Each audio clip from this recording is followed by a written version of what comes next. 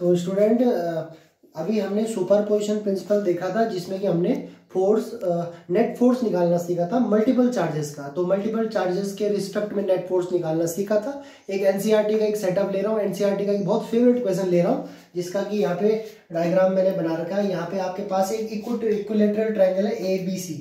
Equilateral triangle की property आप जानते हैं, जिसके कि तीनों एंगल और 60 डिग्री होते हैं और तीनों साइड क्या होती है, बराबर होती है। ये आपने छोटी क्लासेस में ज्योमेट्री में पढ़ा होगा। अब देखिए A पे, B पे, C पे, तीनों पे चार्ज रखे हुए पॉजिटिव नेचर के। A पे भी पॉजिटिव प्लस Q चार्ज रखा हुआ, B पे भी प्लस Q चार्ज रखा हुआ, C पे भी प्लस Q चार्ज रखा हुआ। थोड़ा सा हम लोग इसमें बेसिक में तब जाएंगे, पहले इस क्वेश्चन को समझ लेते हैं। वो हमको पूछ रहा है, एनसीईआरटी की प्रॉब्लम है ये, कि तीनों चार्ज तीनों पॉइंट पे रखे हुए ट्रायंगल के ABC पे, और इनका जो साइड है वो A इक्वल है। आपको बताना है find net force on C। इस C पे नेट फोर्स क्या होगा, इस C पे नेट फोर्स क्या होगा। तो C पे नेट फोर्स बताना है,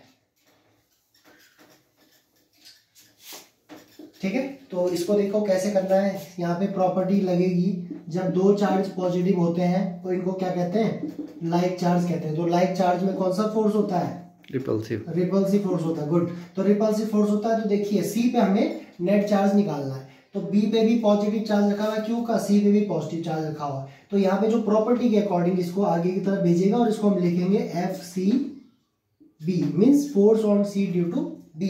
उसी तरीके से A पे भी पॉजिटिव चार्ज है, यहाँ भी पॉजिटिव, यहाँ भी पॉजिटिव, तो इसको आगे की तरफ भेजेगा और इसको हम लिखेंगे FCA। क्लियर। फोर्स क्या है, वेक्टर क्वांटिटी है। वेक्टर इसका समेशन लेते हैं। हमने लास्ट ईयर वेक्टर अलजेब्रा में पढ़ा था कि अगर हमारे पास दो वेक्टर होते हैं तो उनको हम ऐड कर सकते हैं। अगर वहां पे एंगल भी दिया होगा तो वहां पे एक लॉ लगता था, एक फॉर्मूला हमने पढ़ा है, PR = P² + Q² + 2PQ cos theta, और थीटा वहां पे दो वेक्टर के बीच का एंगल था, और उसी रिस्पेक्ट में हम इसको आगे बढ़ाएंगे। अब आप बहुत अच्छे से जानते हैं इक्विलेटरल ट्रायंगल की प्रॉपर्टी होती है कि सारे एंगल क्या होते हैं, 60 डिग्री के होते हैं। तो ये एंगल 60 है, तो ये इसके सामने का एंगल होगा। ये मैं नहीं बताऊंगा कि क्यों ये 60 होगा, क्योंकि छोटी क्लासेस में बताया जाता है। तो यहाँ पे थीटा क्या है, 60 डिग्री इसके सामने का एंगल है। ये प्रॉपर्टी है, बेसिक ज्योमेट्री की प्रॉपर्टी है 6th 7th स्टैंडर्ड की। तो ये एंगल भी क्या हो जाएगा, 60 डिग्री। अब देखिए, एक फोर्स इधर की तरफ लग रहा है, एक फोर्स इधर की तरफ लग रहा है, तो इसका जो नेट फोर्स होगा वो यहाँ पे मिडिल में लाई करेगा, ठीक है। तो अब नेट फोर्स C पे हमें नेट फोर्स चाहिए था, तो मैं इस कैलकुलेशन को आगे बढ़ा रहा हूँ। बहुत इजी कैलकुलेशन ये रहेगी। तो यहाँ पे देखिए, इसके लिए मुझे क्या करना पड़ेगा, मुझे FCA निकालना पड़ेगा, और उसके साथ साथ मुझे क्या निकालना पड़ेगा, FCB। तो इस एनसीईआरटी की प्रॉब्लम को लेने के पीछे मेरा मोटिव क्या है, ये आप क्लियरली समझ चुके होंगे कि resultant electric force on a point charge due to a number of charges. तो ये देखिए Fnet F21 + F23 + F24। उसी तरीके से यहाँ पे ये पहला फोर्स और दूसरा फोर्स का जो वेक्टर सम होगा वो ही इसके नेट फोर्स को इंडिकेट करेगा। तो देखिए यहाँ पे रिस्पेक्टिवली मुझे सॉल्व करना पड़ेगा। FCA में निकालता हूं, तो यहाँ पे मुझे पता है कूलम्स लॉ लगता है। दो चार्जेस मेरे पास है, CA में निकाल रहा हूँ। पहला चार्ज भी मुझे प्लस दिया हुआ, दूसरा चार्ज भी प्लस दिया हुआ, और दोनों के बीच का जो देखिए, यहाँ पे भी पॉइंट चार्ज, यहाँ पे भी पॉइंट, दोनों के बीच की डिस्टेंस जो कि इस ट्रायंगल की क्या हो जाएगी, साइड हो जाएगी। A से वो दे रखी थी, A उसकी साइड थी, ठीक है। डायग्राम में क्लियर दिखाई दे रहा है ना, साइड A है। तो देखिए यहाँ पे कूलम्स लॉ लगेगा। तो कूलम्स लॉ आप जानते हैं, 1/4πε0 Q1 Q2, यहाँ पे भी Q है, यहाँ पे भी Q है। तो मैं बार बार ना लिखते हुए इसका स्किप कर रहा हूँ, Q² अपॉन R²। तो देखिए अब मैं बार बार इसको ना लिखूं और 1/4πε0 को K लिख सकता हूं, क्योंकि वो कांस्टेंट होता है। तो ये हो जाएगा, ये आपके पास फर्स्ट इक्वेशन। इसी तरीके से FCB में निकालूंगा। डायग्राम में ध्यान रखिए, डायग्राम में CV में देखिए दोनों पॉजिटिव चार्जेस, सिमिलरली बिल्कुल सेम हो जाएगा। यहाँ पे देखिए क्या हो जाएगा, दो चार्जेस के बीच का इलेक्ट्रोस्टैटिक फोर्स निकालना है। तो कूलम्स लॉ इसके लिए इंट्रोड्यूस किया गया था, तो इसको मैं लिख सकता हूं फास्ट कैलकुलेशन के साथ। सेकेंड, इसको डाउट। अब देखिए, अब मैं इसको आगे बढ़ाऊंगा, तो मैं इसको आगे बढ़ा रहा हूं, इसको रब कर रहा हूं यहाँ पे।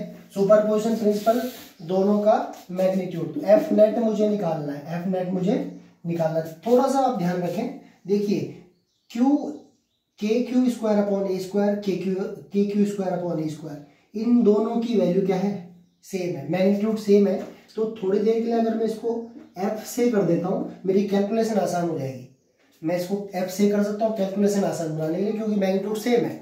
तो एफ नेट मुझे चाहिए, तो मुझे पता है f net means resultant, f net means resultant force.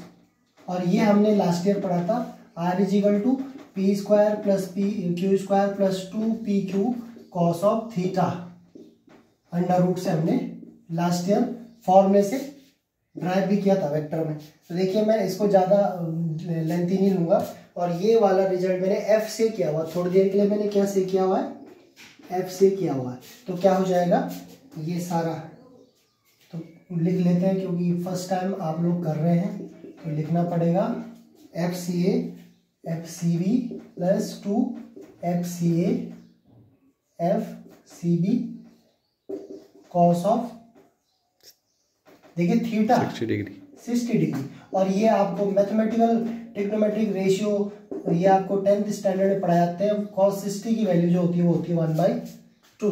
तो इसको आगे बढ़ाएंगे कैलकुलेशन को, ये हो जाएगा f net is equal to, अब देखिए यहाँ पे मैंने बोला FCA is equal to FCB is equal to F, ये मैंने से किया था, चार्ज दोनों का फोर्स सेम है, ठीक है।